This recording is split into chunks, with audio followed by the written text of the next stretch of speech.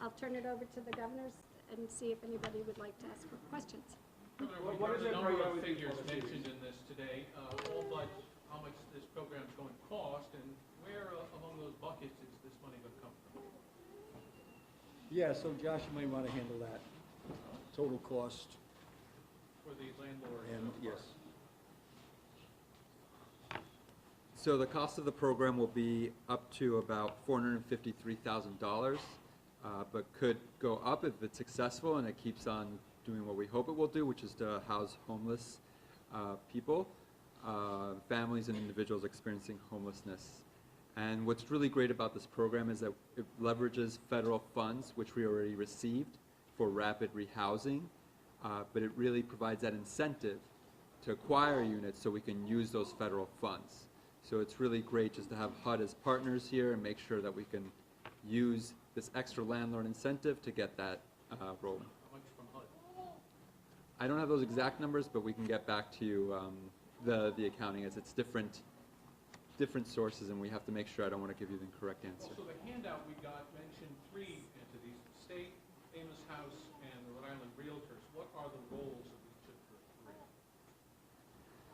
the 3? So the state is administering the program, meaning, or they are providing the funding to Amos House, who is administering. So as you heard, we have great staff at Amos House. We're trying to clone them so they can take more calls each hour, as we hope this will encourage more people to have to call them. And then on the last part, the realtors have just been really great partners in getting the word out, joining, teaming up, having those private-public partnerships to work with the agencies and nonprofits and acquire those units and encourage landlords to participate in this program. What is the city? What is the more important city? What you say across the state. If you get an apartment in Fawcett, Glossop, how do they want to come to work? Well, this program is for everyone across the state who is currently experiencing homelessness, so it doesn't matter what city you're from. And it tries It to don't take make into sense account. you're in Providence, homeless, and you're going to get an apartment all the way at the south of the state. Oh, no. Come on, you got to explain that. I'll let Eileen answer that because she has more particulars of how we're managing and administering the So program. we have 1,300 folks that are in shelters across the state, and so there will be units that will be identified down in the South County area for families and individuals that are homeless down there. There are many people in Providence. A lot of the units in Providence, where we're most finding units right now has been Providence, Woonsocket, Central Falls, Pawtucket, and Warwick, and some other areas. But our goal is to have people housed in the community of which they were born into and where they want to live. So we collect the landlords that are willing to participate. We send that information out to all of the providers that are working with individuals and families that are unhoused, and they do the matching. So we really, really want the house to be where the person wants to live, to the best of our ability. How much is the payment of the rent? We're not paying the rent. Rapid Rehousing is a federal program that can pay rent assistance for up to 24 months for somebody that has very low income. During that time, if a person's income increases, they'll pay a bigger portion of the rent. So usually it starts out that people are paying 30% of what is called rent reasonable. Rent reasonable means that other apartments in that same area are around the same amount of rent. So we have to ensure that apartments are meeting all of the HUD criteria for rent reasonableness, for fair market. Some individuals will have a Section 8 voucher. Some will have rapid rehousing. Some will be paying on their own based on their current job or income. So it's individualized. When do the hotels close? So right now, the FEMA project is projected to close at the end of June. We're hoping to keep the family shelter in Pawtucket open for another year. We're still waiting on our funding, but we have 30 families there right now that will not be housed by June. So our plan is to continue operating that family shelter for as long as we can. How many of those families are ready financially to move into a new situation here? So we have, since we opened in December, we've housed 10 families, and what happens when somebody enters the system, they get what's called a housing assessment, and based on that housing assessment, it determines what tier they're eligible for. If their sort of middle vulnerability is kind of in the middle of the road, they'll get assessed for what's called rapid rehousing. So we have a number of families right now that have been assessed, and now we're looking for units. So how many right now, Tiandra? About 17? Yes. We have about 17 families right now that have been designated eligible for rapid rehousing. So if we got 17 landlords tomorrow, we would be able to house all of those 17. So I just want to clarify, so the money is coming from, the families are paying what they can, and the rest of the money is coming from that federal funding? Some is federal, some is state, depending on the pot of money. But mostly, the Rapid Rehousing Dollars is a federal program that goes to individual nonprofit agencies that then administer it and pay the monthly rent for the folks that participate.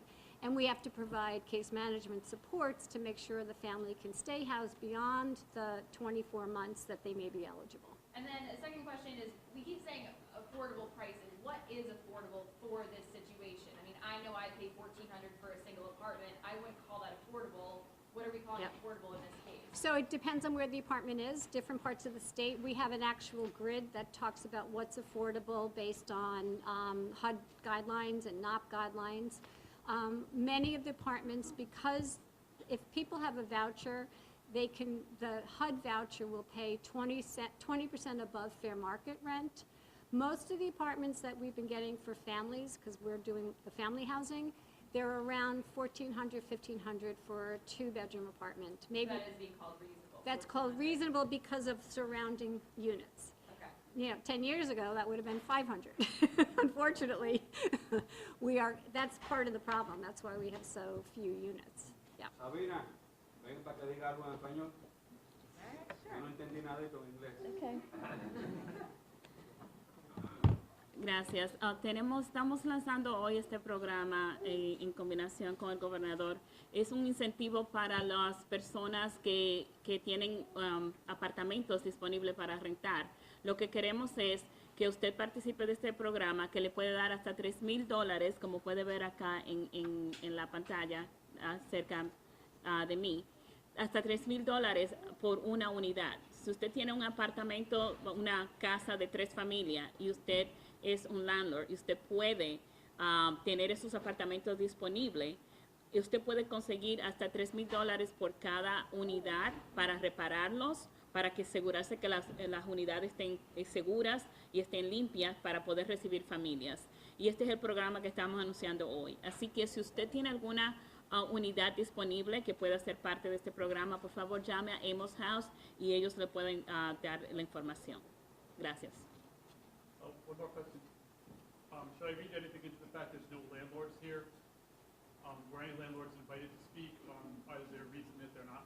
That's a good question, Steve. We did not have this plan very far in advance. We got notice just a couple of days ago. We did call a number of landlords, and unfortunately with the timing, they couldn't be here. But I will say that we have a number of landlords that have participated in getting multiple units. I think there's 2 landlords that probably have given us 5 or 6 units in just this year. So we tried to get one of them to come because they wouldn't come back for additional units if they weren't satisfied with the program. I'm a landlord. Okay, Leroy. That's why I'm here. Good, good, good, good. He's also our neighbor. One thing I might want to say is that when we do, I'm going to see we got some money that we're going to do housing and build housing.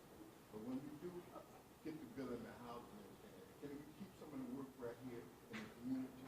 I know you had a carpenter program. Yeah, we do. And with that carpenter program that you got going on, we could hook up with the black contractor. We did, yep, yep. And then you guys teach them how to do the work and get some work, give them a job and stuff like that. That's right, And Leroy. they will have pride in the community.